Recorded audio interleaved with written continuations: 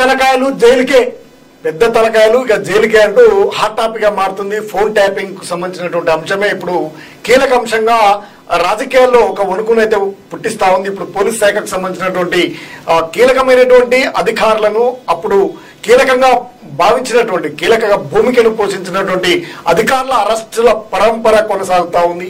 ఇప్పుడు రాజకీయ నాయకుల మెడకు కూడా అది చుట్టుకునే అవకాశం ఉంది. ఇక కేటీఆర్ కూడా నోటీసులు కూడా ఇవ్వనున్నట్లు సమాచారం కూడా ఇప్పటికే బహిర్గతం అవుతున్నటువంటి నేపథ్యంలో కీలక మంత్రి అయినటువంటి ఉత్తమ్ కుమార్ రెడ్డి కూడా ఇప్పుడు ఓపెన్ కావడం, ఆయన ఓపెన్ గా చెప్తుండడం ఇప్పుడు జైలుకు పెద్ద తలకాయలు వెళ్తాయి అంటూ మాజీ మంత్రుల పైన కీలకమైనటువంటి ఇండైరెక్ట్ గా చెప్పినటువంటి అంశాన్ని మనం చూడొచ్చు. నా ఫోన్ కూడా ట్యాప్ చేశారు, కేసు దర్యాప్తు సీరియస్ గా సాగుతుంది. నిన్న కేసీఆర్ చెప్పినవన్నీ పచ్చి అబద్దాలు, ఎంపీ ఎన్నికల తర్వాత బీఆర్ఎస్ ఉండదు, మీడియాతో చిట్ చాట్ తో మంత్రి ఉత్తమ్. ఫోన్ ట్యాపింగ్ కేసులో పెద్ద తలకాయలే జైలుకు పోయేటట్టున్నాయని మంత్రి ఉత్తమ్ కుమార్ రెడ్డి సంచలన వ్యాఖ్యలు చేశారు. గత బీఆర్ఎస్ ప్రభుత్వం తన ఫోన్ కూడా ట్యాప్ చేసిందని, ఈ కేసులో చాలా సీరియస్ గా దర్యాప్తు జరుగుతుందన్నారు. ఇవాళ గాంధీ భవన్ లో ఆయన మీడియాతో చిట్ చాట్ చేశారు.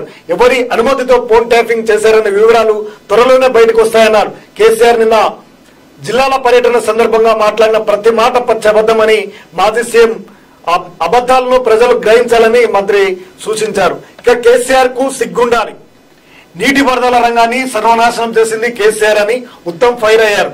కమిషన్ల కోసం ప్లాన్లు డిజైన్లు లేకుండా ప్రాజెక్టులు నిర్మించారని ఆరోపించారు. కాళేశ్వరం గురించి మాట్లాడేందుకు కేసీఆర్ కు సిగ్గుపడాలన్నారు. పార్లమెంట్ ఎన్నికల తర్వాత బీఆర్ఎస్ ఉండదని, పార్టీలో కేసీఆర్ కుటుంబం సభ్యులు మాత్రం మిగులుతారని పేర్కొన్నారు. ఆయనకు పార్టీ మిగిలదన్న భయం పట్టుకుందన్నారు. తెలంగాణ రైతులకు కేసీఆర్ క్షమాపణ చెప్పాలని డిమాండ్ చేశారు. తీవ్ర భయాందోళనలో మాజీ సీఎం పొలం బాట పట్టారంటూ ఆయన సెటైర్ వేస్తున్నారు. జనరేటర్ ఆగితే పవర్ కట్ అంటారా? నిన్నటి కేసీఆర్ మీడియా సమావేశంలో జనరేటర్ ఆగిపోతే కరెంటు పోయిందని కేసీఆర్ తప్పుడు మాటలు చెప్తున్నారని, కాంగ్రెస్ ప్రభుత్వం 24 గంటల కరెంట్ ఇస్తుందని మంత్రి స్పష్టం చేశారు. రాష్ట్రంలో ఎక్కడ ఒక్క నిమిషం కరెంటు కూడా కట్ కాలేదన్నారు. గత బీఆర్ఎస్ ప్రభుత్వం ఎన్డీపీసీకి సహకారం అందించలేదన్నారు. అలా చేసి ఉంటే 4000 మెగావాట్ల విద్యుత్ ఉచితంగా వచ్చేదన్నారు. ప్రాజెక్టును కేఆర్ఎంబీకి అప్పగించేందుకు కేసీఆర్ ఒప్పుకున్నారని ఫైర్ అయ్యారు. బీఆర్ఎస్ హయాంలో కట్టిన ప్రాజెక్టు బీఆర్ఎస్ హయాంలోనే కూలిపోయిందంటూ సెటైర్లు వేస్తా ఉన్నారు.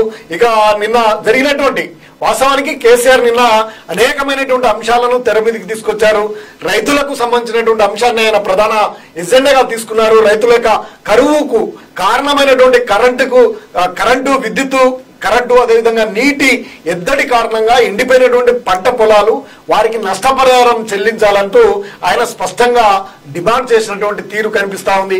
కానీ ఉత్తమ్ కుమార్ రెడ్డి చెప్తున్నటువంటి మాటలకి వాటికి పొంతన లేదు అనే విశ్లేషణ కూడా జరుగుతా ఉంది ప్రధానంగా. ఇక జైలుకు వెళ్ళడం మాత్రం ఫోన్ ట్యాపింగ్ సంబంధించినటువంటి అంశంలో జైలుకు పెద్ద తలకాయలు పోతాయని చెప్తా ఉన్నారు. ఎవరనేది చెప్పలేదు. బహుశా కేటీఆర్ కు ఇప్పుడే నోటీసులు వస్తాయంటూ ఇప్పటికే ప్రచారం అయితే జరిగింది. మరి ఆయనను కూడా జైలుకు పంపిస్తారు. ఇప్పటికే సీనియర్ నేతలు అధికారులు అయినటువంటి పోలీస్ అధికారులను ఇప్పటికే అరెస్ట్ చేయడం జరిగింది. వారిపైన కేసులు మోపడం జరిగింది. కాంగ్రెస్ కు